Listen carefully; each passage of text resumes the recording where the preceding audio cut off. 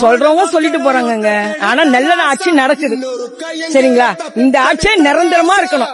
அது மாதிரி எனக்கு ஒரு ஆசை இருந்தது. அது மாதிரி வாரத்திற்கு ஒரு முறை சிக்கன் பிரியாணி போடலாமே என்ற ஒரு கோரிக்கையை முன்வைத்திருக்கிறேன். அது பல துறைகள் சம்பந்தப்பட்டது. மாண்புமிகு முதல்வர் அவர்கள் அதை குறித்து பரிசீலனை செய்வதாக தெரியும்.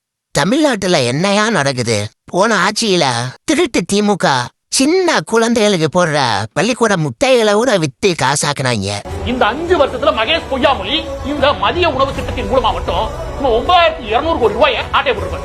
இப்ப நான் இந்த ஆட்சியில வாரம் ஒரு முறை சிக்கன் பிரியாணி போடுறத பத்தி பேசிக்கிட்டு இருக்காங்க.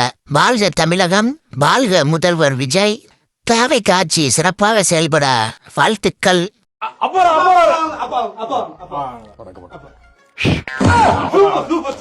இன்னொரு அமைச்சர் என்னன்னா கூவமாற்ற சுத்தப்படுத்திக்கிட்டு இருக்காரு.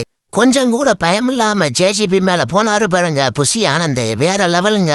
கர்ணம் தப்புனா மரணம்ங்கிற மாதிரி போய்கிட்டு இருக்காருங்க. பரவாயில்லங்க, அவரோட தைரியத்தை பாராட்டணும். ஆளை பார்த்து நான் கூட டம்மின்னு நினைச்சேன். இருந்தாலும் தலைவர் விஜய் கரெக்டான ஆளைத்தான் ஜூஸ் பண்ணிருக்காப்ல. இன்னொரு காமெடியான சம்பவம் என்னன்னா அமைச்சர் புசி ஆனந்த் 100 நாள் வேலை திட்டத்திற்கு விசிட்டு போயிருப்பாரு போல. அங்க மக்கள் பண்ற கூத்த பாருங்க.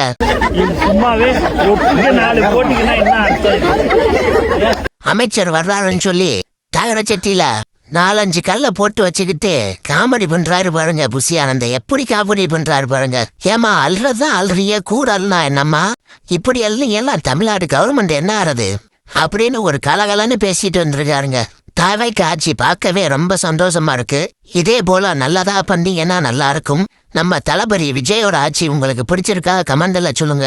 நமது சேனலில் தாவேக்கா மற்றும் தளபதி விஜய் சம்பந்தப்பட்ட வீடியோக்கள் மட்டுமே வரும். அதனால் நம்ம சேனலை சப்ஸ்கிரைப் பண்ணி வச்சுக்கோங்க.